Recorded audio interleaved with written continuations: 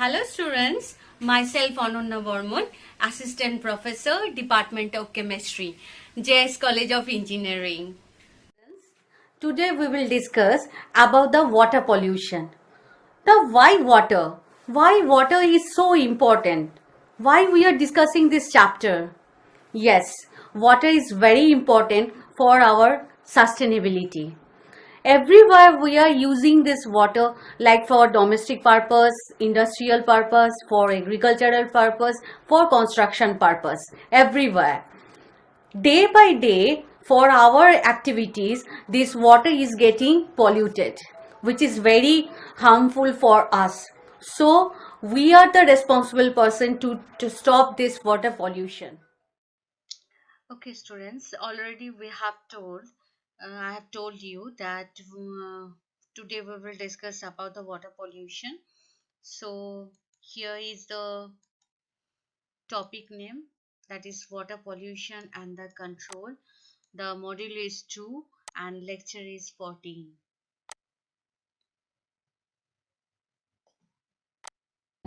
Now, these are the some of the objectives of this class. First, you can know the importance of this chapter, that is water pollution. You can define hydrosphere. You can describe the hydrological cycle. You can classify the water pollutants. And at last, after the session, you can also describe the water quality parameters. Now look, these are the some of the sentences that we are listening every day nowadays. That is save water, save nature, and save humanity. Now, what is this importance? Why water is so important for us and why we are so concerned to preserve the water? Okay, so this is all about the infographic of the India. Yeah, you all know that India is the large country and world's 18% population is present in India. And I don't have to mention that it is the largest democracy in the world. But India has only 4% of the fresh water to access for its total population. Only the 4%. Did you get it? Yeah. Okay. So 66, among which 66.6% water is used up for the irrigation system and which is supplied by the groundwater. After observing the statistics, we can know that 60% of the Indian districts that is facing over exploitation of the groundwater. Now, so that is why everywhere we are facing the scarcity of the water. This is the scenario of the whole world. So 2.8 billion people around the world are affected by the water scarcity. Among them, 1.2 billion people, which is almost 1/6 of the total population of the world, are facing lack of access of clean drinking water. And also, we know from the United Nations statistics that by 2025, around 1.9 billion people, mind it, 1.9 billion people will be living in absolute water scarcity. So this is the total scenario, current scenario of the whole world, where the red zone, that is marked as the water scarcity zone. Now, what about our India? We all know. So these are the some of the popular pictures, popular photos that we have seen currently, that all the people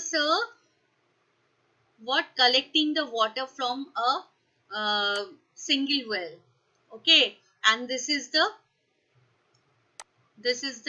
pollution of the river. Okay, so everywhere we are having the water crisis. And why this is? Because we are very less aware to preserve the water, because of the overutilization of the water, and also because of the pollution, water increasing amount of the water pollution by us, by our environment, society, by any industry, by any factory. Environment is getting polluted day by day.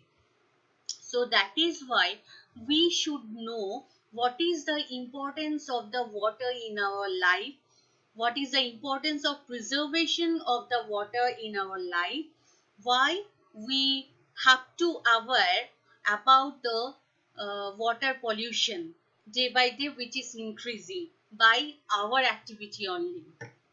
That is why this chapter is including in your syllabus.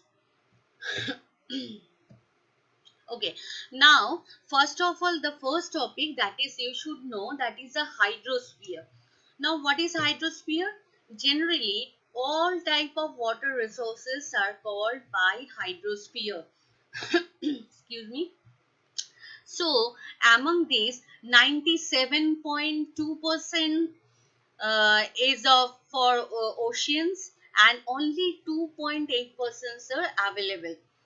Among this 2.8%, 2.15% are the ice caps and glaciers, and only 0.63% is the groundwater, which we regularly use for our purpose.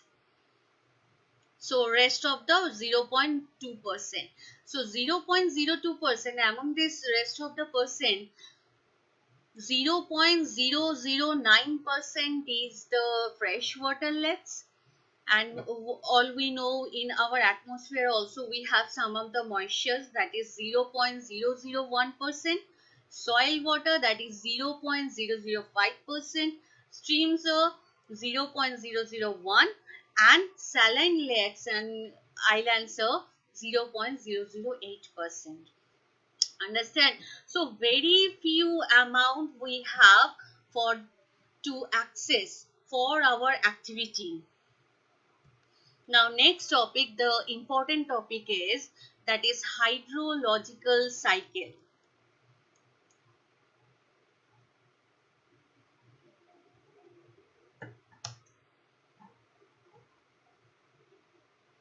Okay, so these are the some of the steps of the hydrological cycle. What are the steps? That is, first steps are evaporation and transpiration. Now what is evaporation? Evaporation means due to the sunlight or solar energy from all the water resources, the water will be evaporated and it will come to our environment. And transpiration, this is the process for the plants, and by this process also plants are emitting some of the water vapors into our environment.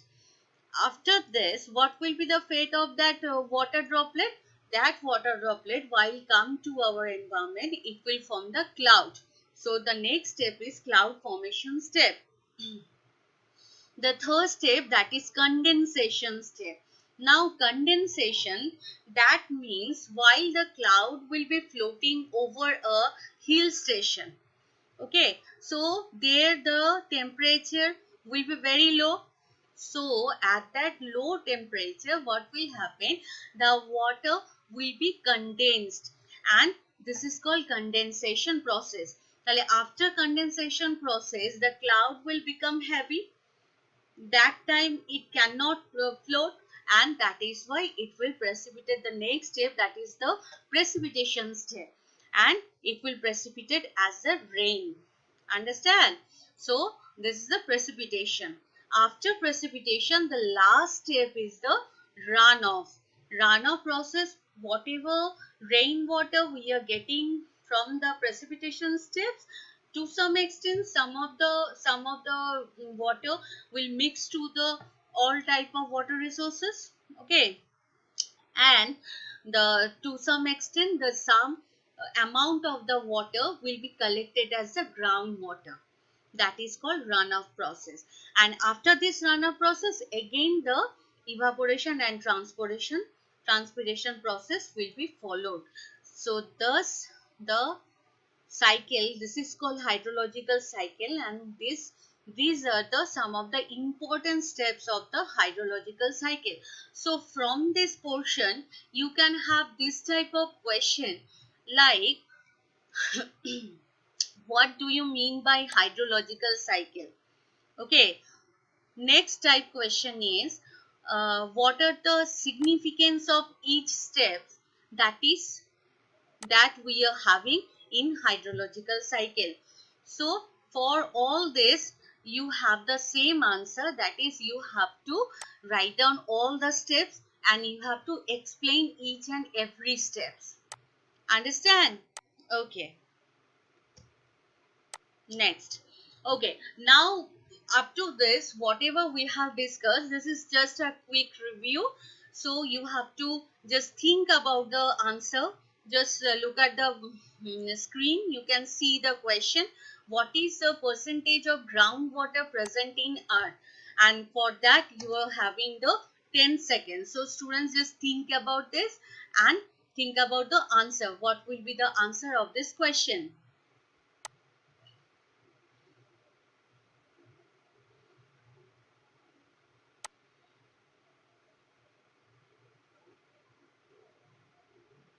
Yeah, your time is over and you're absolutely right. That is 0.63 percentage of the groundwater that we have. Very good, students. Now next we will move to the next topic, that is classification of water pollutants. Now we will see what are the water types of water pollutants that we have, and while we will know what are the types of water pollutants, and it will be very easy for us to remove that pollutants and to clean the water. Okay, now look at the screen. Look, so water pollutants are generally of three types. One is domestic sewage, second one is agricultural runoff, and third one is the industrial waste. Domestic sewage money, that means whatever waste we are getting from the household activities. Agricultural runoff, for the agricultural purpose, whatever used and whatever discharging into the water, the pollutants, that is called agricultural runoff. Our industrial waste, that is very harmful, and that industry, everyday industry, whatever emitting the harmful materials, that will be discharged into the water, and that is called by industrial waste. Okay, now again this domestic sewage will be of three types. You can see that is suspended solid like sand, clay. Okay, so these are the some of the suspended solid. Why they are suspended? Because they can't dissolve into the water. How they are staying? Their suspension, their remaining into the water as a suspension, so that is called suspended solids. Next is colloidal materials. Now all of you should know already, in 12th standard I think you have read about the colloidal solutions or colloids. That is what colloids generally, what will happen, the solute particles while will be very large, they cannot mix to the solvent totally. They are sparingly soluble. Mind it, sparingly soluble. Okay, so colloidal solution, that means the solute particles while sparingly soluble into the solvent like water, that is called by colloidal solutions. Okay, there are so many colloidal solutions we are using every day like milk, blood, ink, okay, any type of moisturizer cream. These are all the colloidal materials. And into water, whatever colloidal materials are waste are present into the water, that belongs to this category, that is colloidal materials, like paper fibers, cloth fibers, okay, they are not dissolving into the water. Now, the third one is the dissolved materials. Dissolved materials, some of the salts are dissolving into the water, and that is also very harmful. Like in domestic purpose, for uh, washing the clothes, if we are using excessive amount of detergent, what will happen? That detergent, excess amount of detergent, it will discharge into the water, and it will increase the amount of nitrates, ammonium salts, okay. So there also sodium salt, calcium salt, so there also some of the what water pollutants, but there belongs to this category, that is the dissolved materials, okay. Next is agricultural runoff. So farmers are regularly using fertilizers, insecticides for their agricultural, for their crops, okay, but they don't know how much they have to use that fertilizers, how much they have to use that pesticides. They're using excessive amounts, that excess amount, while what, discharging into the water, what will happen?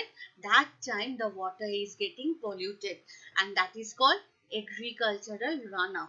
That means from agriculture, whatever waste we are getting into the water, that is called agricultural runoff. And the third one is, the third classification is very harmful, that is the industrial waste. Excuse me. Industrial waste are of two types. One is chemical pollutants and second one is physical pollutants. Now chemical pollutants again of two types. One is organic compound and second one is the inorganic compound. Okay. So organic compound, like any type of polymers, whatever we are synthesizing into our lab for our purpose, if they are discharging into the water, any type of chemical compounds which is organic, that is organic waste. And inorganic compounds, like generally inorganic compounds are classified as the metals having metallic salts, metal salts, okay. So inorganic compounds generally have the metals, like heavy metals, lead, cadmium, arsenic, mercury, okay. While they are mixing into the water, discharging from the industry, and they are mixing to the water, what will happen? That time if we consume that water, that will be very harmful for us. Like if we consume the lead, so many amount, what will happen?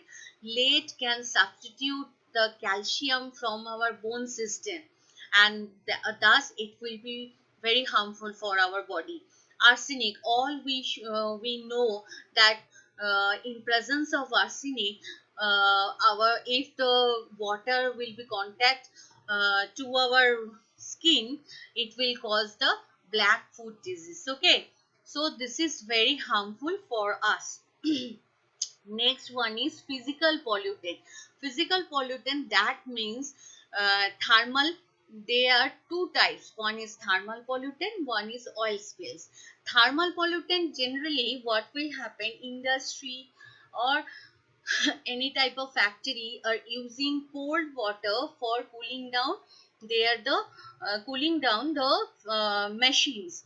Then what will happen, while the cold water will be circulated throughout the machine and it will come out, that will be the hot water, and it will mix to the general water body, which for which it will increase the temperature. While the temperature will be increased of the water body, what will happen? The dissolved oxygen will be evaporated. Thus thermal or hot water are causing the decreasing amount of dissolved oxygen. And the second one is oil spills, very harmful, like any type of petrol, diesel, kerosene, while it will be spread out into the spread into the any type of water body, then all type of aquatic animals will be destroyed, will be killed.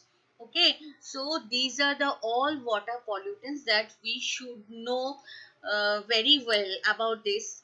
Thus we can remove only the water pollutants.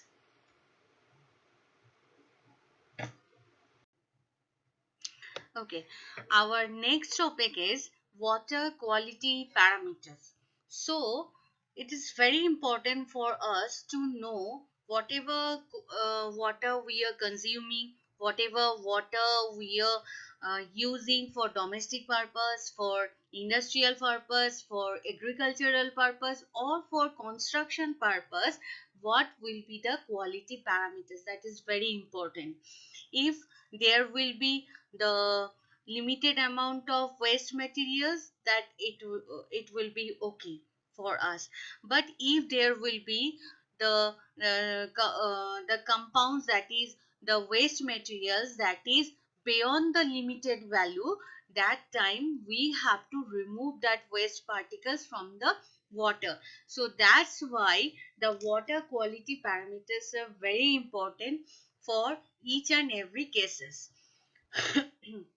Now, water quality parameters are of two types. We can classify into two segments. One is physical parameters, and second one is physical parameters, and second one is the chemical parameters. Now we will see what are the physical parameters that we have and what are the chemical parameters that we have, which is very important. Okay. Now, these are all the physical parameters. First parameter is water temperature. Obviously, the temperature is an important parameter which is physical. Okay, odor of the water, the color of the water, the taste of the water.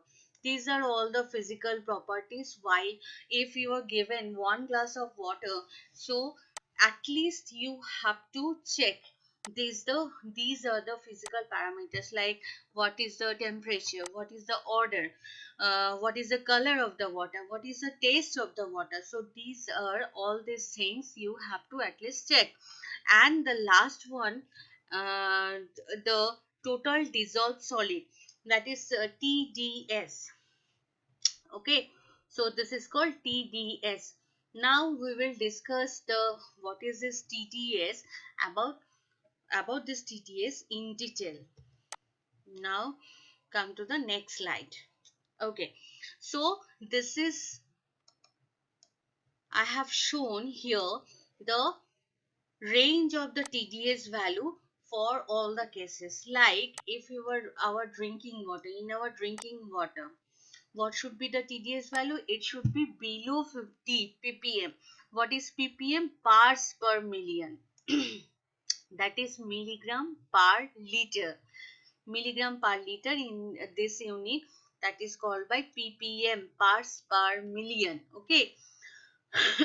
So for drinking water, whatever we are getting from RO, microfiltration process or distillation unit, all these are having less than 0 to 50 ppm total dissolved solid. Next is, if we have the kind of carbon filtration, if mountain spring water or aquifers. Okay, so what is aquifers? Aquifers are the groundwater level. The saturated groundwater level is called by aquifers. That we will discuss in my next classes. Okay, so groundwater, saturated groundwater layers are called by aquifers. Okay, so in these aquifers, the range of the TDS is 50 to what? It's around 115, I think. Okay, so 50 to 100, 150 if the ppm is, that is carbon filtration water or mountain springs or aquifers. Okay, and if the ppm, the parts per million, if the dissolved solids are in large amount, that is called hard water.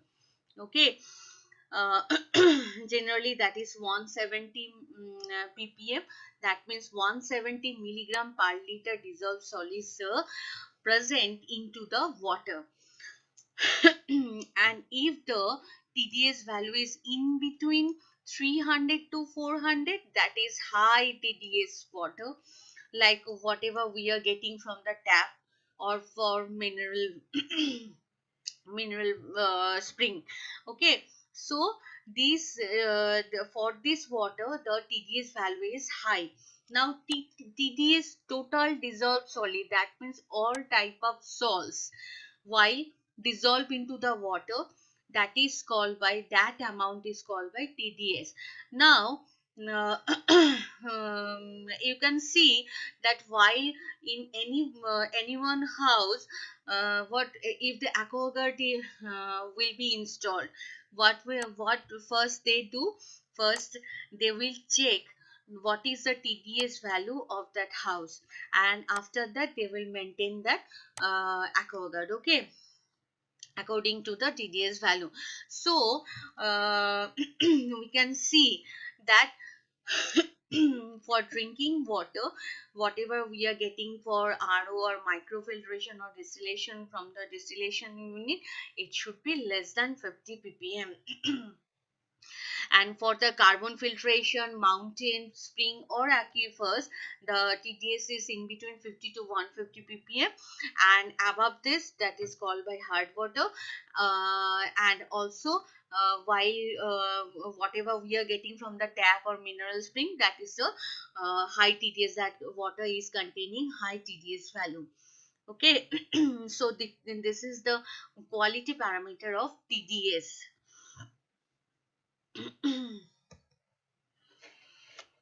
Okay, now also there are other physical parameters also we have, but only these are the some of the parameters that you have in your syllabus. Okay, now chemical parameters, come to the chemical parameters, the other parameters, that is chemical.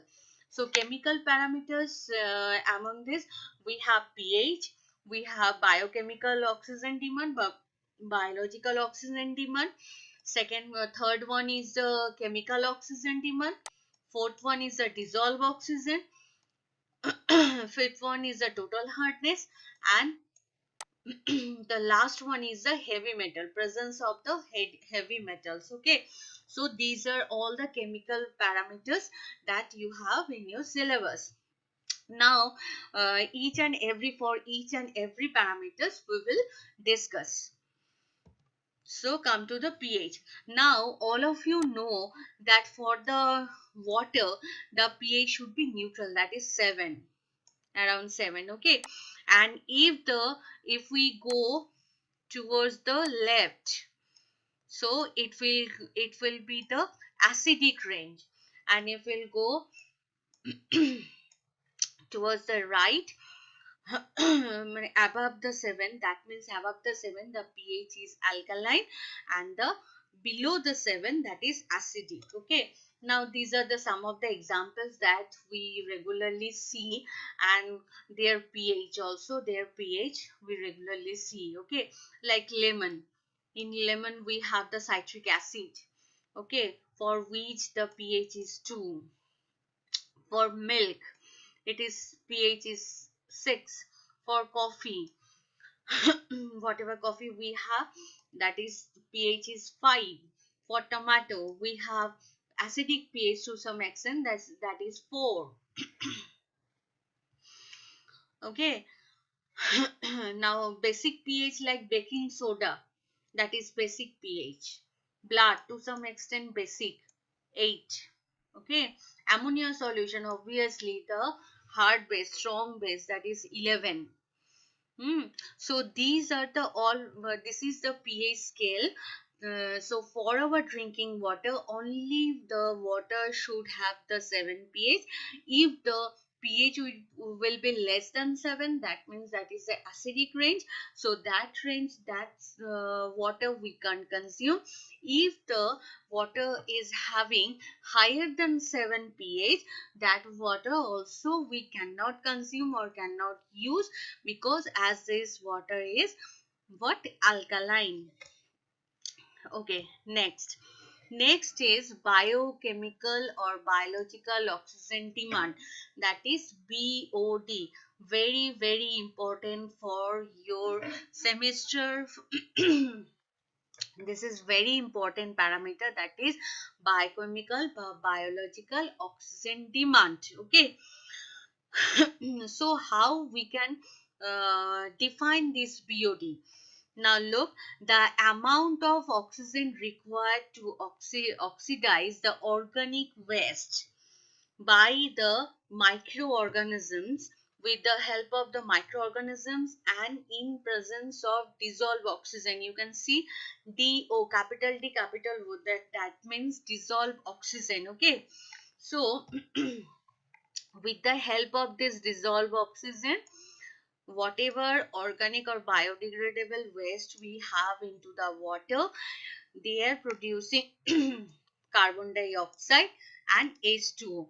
For these organic or biodegradable waste, for their decomposition, whatever the dissolved oxygen amount we require, that is called by what? BOD. That means what? BOD is the amount of oxygen. What is why this amount of oxygen is required? This amount of oxygen is required for to decompose the organic or biodegradable waste materials that is present in water. Understand? Yeah, of course it is. So that means whatever whatever biodegradable or organic waste we have into the water, they will decompose. Right now, can anyone tell me biodegradable, non-biodegradable? These are the very common terms that we listen every time. Yeah, of course. Biodegradable means these are the compounds which can decompose into the nature with the help of the natural oxygen. Whatever nature oxygen is present into the nature. Understand? Like cellulose, waste paper, dead body, kitchen waste, vegetable waste. They are all they can all decompose into the nature with the help of the dissolved oxygen, right? Okay. So for their decomposition, whatever dissolved oxygen we require, why dissolved oxygen? Because we are discussing about the water pollution. Understand? So that means whatever biodegradable waste materials is present in water, that is why whatever dissolved oxygen we have into the dissolved condition in the water, that with the help of that dissolved oxygen and also the microorganisms, it will transform into carbon dioxide and H2, obviously. Understand? So can anyone tell me what is the what is the important role of this microorganism? Yeah, of course. The important role of microorganism here is the catalyst. Understand? So for this reaction, whatever dissolved oxygen we require, that is the BOD, biological oxygen demand. Now question is how it can be a quality parameter. If anyone asks you, like you are having sample 1 and sample 2. Two samples are there. For sample 1, the BOD value is 50. For sample 1, BOD value is 50 ppm. Okay. For the BOD value, the the unit of the BOD is ppm. As it is the amount of dissolved oxygen, that is why it's called, it's the unit of this is ppm. For sample 1, we have 50 ppm BOD, and for sample 2 we have like 60 ppm. Now you tell me which, okay, 60 ppm. Now you tell me tale for we sample the waste materials in less amount. We sample which water sample is having the less amount of waste materials. Sample for sample 1, the BOD value is 50. For sample 2, the BOD is 60. Can anyone tell me? Yes, of course. The BOD value for sample 1, BOD value is less. That means the amount of oxygen is required, that is less amount. That means obviously into that sample the amount of organic or biodegradable waste are in less amount. That is why less amount of dissolved oxygens are required. That is why the sample that is having less BOD, that means they are having less amount of biodegradable waste materials. Understand? So if we know the BOD of two samples, then you can compare. Understand? You can compare. We sample is more pure, but we sample the waste materials are in less amount, that you can know. So this is the biological oxygen demand. Next we will move to the chemical oxygen demand. That is also very important. Chemical oxygen demand, very important. Okay,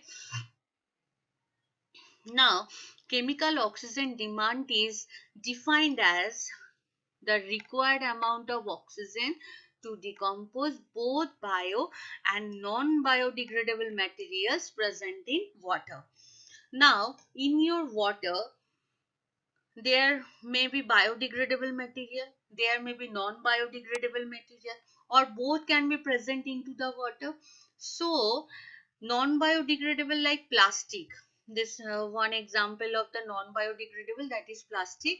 That means plastic cannot decompose into the nature, as nature cannot provide that much amount of oxygen. That is why plastic belongs to that category, that is non-biodegradable material. Okay, now question is so what we have to do? First we have to take that water into the Department of Chemistry. There we have the lab, we have the chemicals. So that water is treated with potassium dichromate and H2SO4. Okay, now what will happen in presence of potassium dichromate and H2SO4, and also with the help of mercurous sulfate and silver sulfate, the bio and non-bio both can be decomposed into the carbon dioxide and water. Understand? So for this reaction, whatever oxygen molecules we need, for this reaction, that is called COD, chemical oxygen demand. Now question is who will provide the oxygen? Yeah, of course, the potassium dichromate and H2SO4, they are the strong oxidizing agent. Potassium dichromate is strong oxidizing agent. With the help of with the help of sulfuric acid, again it will act as a strong oxidizing agent. Who will provide this amount of oxygen to decompose biodegradable waste and non-biodegradable waste into carbon dioxide and water? So for this reaction, whatever oxygen we require, that is called by the COD. Understand? Is this clear to all? Yeah. Now can anyone tell me what is this? What is the important role of this mercurous sulfate, silver sulfate? Yeah, this mercurous sulfate and silver sulfate are the catalyst. Okay, in this reaction, we in presence of this catalyst only, the potassium dichromate oxidize and sulfuric acid will oxidize the biodegradable and non-biodegradable materials into carbon dioxide and H2O.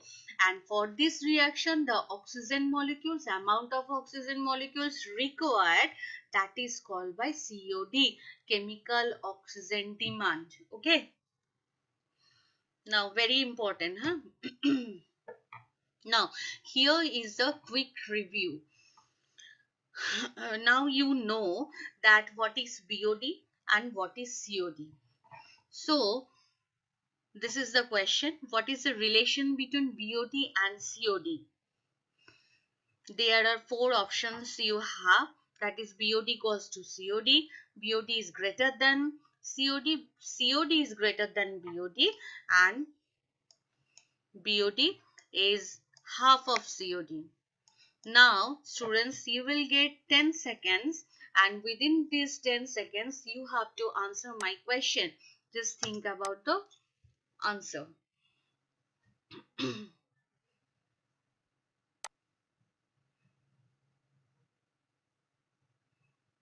Yeah, your time is over, students. Now we will see what is the answer. Is this your answer? Yeah, of course. So, COD is always greater than BOD. Why? Because in COD, what will happen? We are using strong oxidizing agent, potassium dichromate and H2SO4. With the help of that strong oxidizing agent, it will what? It will decompose both materials, okay? Biodegradable and non-biodegradable. And in BOD, what will happen? Only the biodegradable materials, whatever we have in water, that will be decomposed with the help of dissolved oxygen. Now, in COD, both materials will be decomposed, or in BOD, only the biodegradable materials will be decomposed. Now, this is very simple. So, now you know कि obviously in COD we should require the higher amount of oxygen than the BOD, than the biological oxygen demand. Understand? Tale BOD and COD, what are this? These are the simple, the amount of oxygen. For BOD, it is amount of dissolved oxygen to decompose biodegradable materials, and for COD, it is the amount of oxygen, not the dissolved oxygen, okay? Because in COD, bio and non-bio both can be decomposed. That cannot be happen into the nature. Only you have to treat that water with the potassium dichromate and H2SO4. These are the strong oxidizing agent. So in COD, we in presence of these chemicals, the biodegradable and non-biodegradable can be decomposed. That is why COD is always greater than BOD. This is very important question. Okay, this type of question, this type of MCQs, you can have in your exams. Okay. So all this is about the water quality parameter. So next day we will discuss about the hardness, the hardness of the next parameter, the hardness of the water, and the last parameter, that is the heavy metals. Okay. So let's do the recapitulation. Whatever we have discussed to this so far, that is the important of chapter. Yes or no? Yes. The hydrosphere? Yes or no? Yes. Absolutely. Hydrosphere? Okay. Hydrological cycle? Yes. We have discussed about the hydrological cycle also. Okay. Next, classification of the water pollutants? Yes. There are three types of classifications, and also under these three types of classification, we have some of the sub classifications also. Okay. Yes. This is also checked. And the last one, that are the water quality parameters. Okay. So in this water quality parameters, we have discussed about the what? First, we have discussed about the physical parameters and chemical parameters. There are two types of parameters we have. For the physical parameters, we have discussed the order, color, temperature, test, and TDS. So we have TDS. What is the full form of TDS? That is the total dissolved solid. Understand? Okay. Now for the chemical parameters, we have what? Chemical parameters? Yes, pH. First, we have discussed the pH of the water solution, so water sample, then the BOD, and then the COD. Next day, we will discuss about the hardness of water, very important, and also the heavy metals. They are also some of the chemical parameters to measure the quality of water.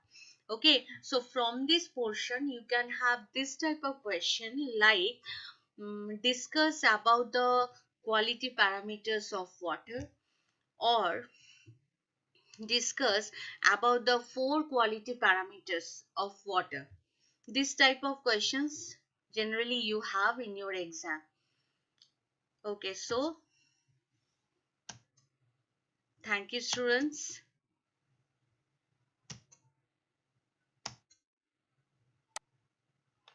So after this class, now we will discuss about some of the